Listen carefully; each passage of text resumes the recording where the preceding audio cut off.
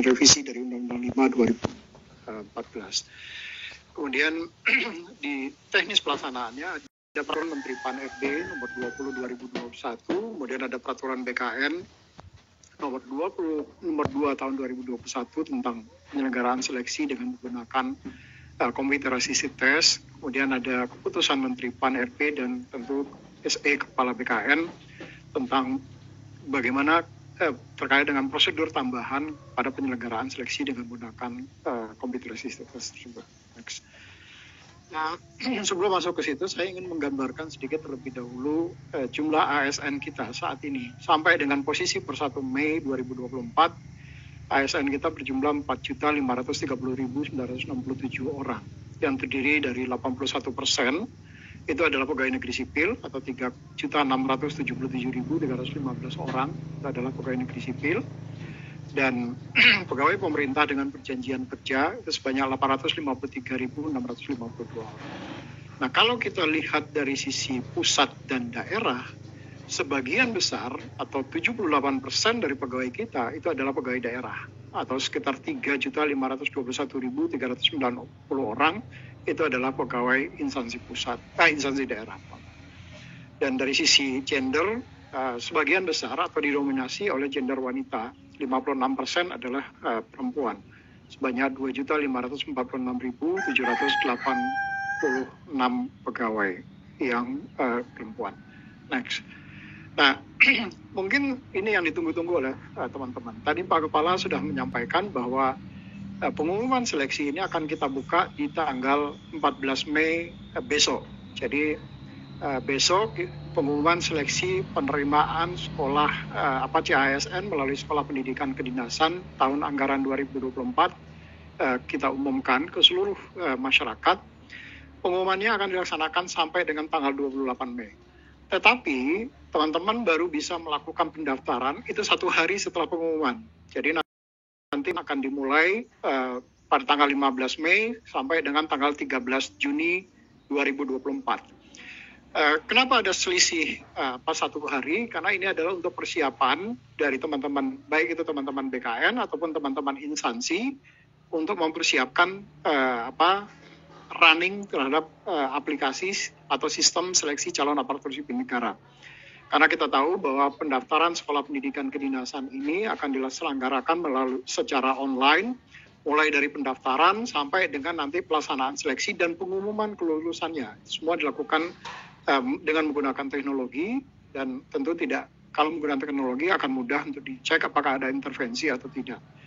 Nah, setelah dilakukan pendaftaran, tentu nanti akan ada seleksi administrasi. Nah, seleksi administrasi akan dilakukan oleh masing-masing instansi, yang 8 instansi sekolah pendidikan kedinasan ini, baik itu Badan Intelijen Negara, ataupun Badan Pusat Statistik, Badan Cyber dan Sandi Negara, kemudian ada Badan Meteorologi dan Geofisika, Kementerian Perhubungan, Kementerian Hukum dan HAM, Kementerian Dalam Negeri, termasuk misalnya Badan Cyber dan Sandi Negara. Jadi masing-masing instansi, termasuk Kementerian Keuangan, untuk Sekolah Tinggi Akuntansi Negara. Nah, masing-masing instansi nanti akan melakukan seleksi administrasi siapa yang kemudian berhak untuk mengikuti seleksi.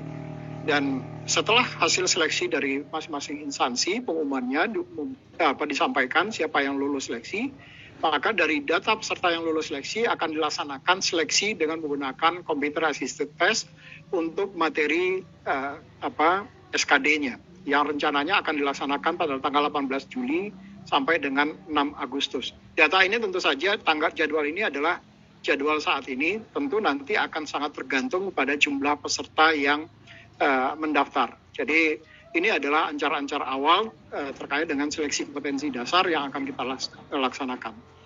Nah, selanjutnya nanti di pengumuman seleksi kelulusan akhir itu akan disampaikan di tanggal 28 sampai dengan 30 September.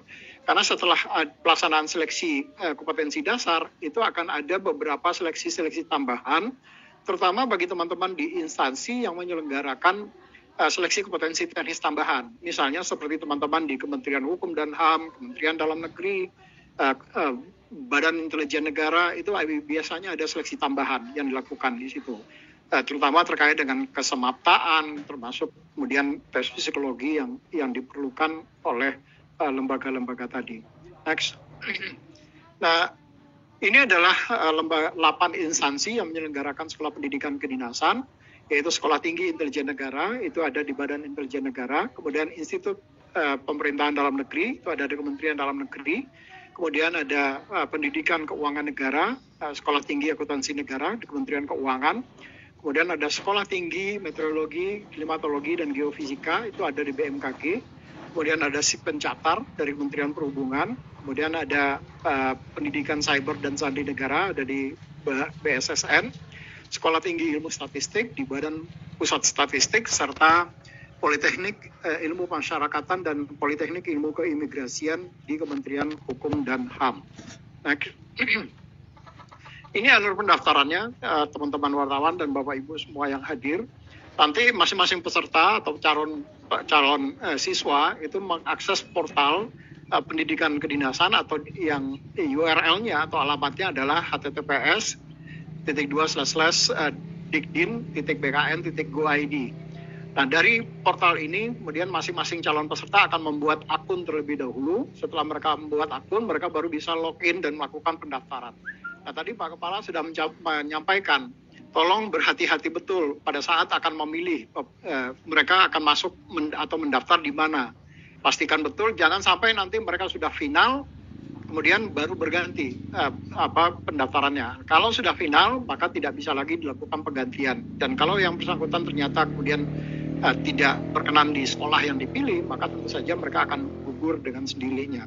Jadi berhati-hati, karena seluruh peserta tadi sudah disampaikan Pak Kepala hanya bisa memilih satu sekolah pendidikan kedinasan.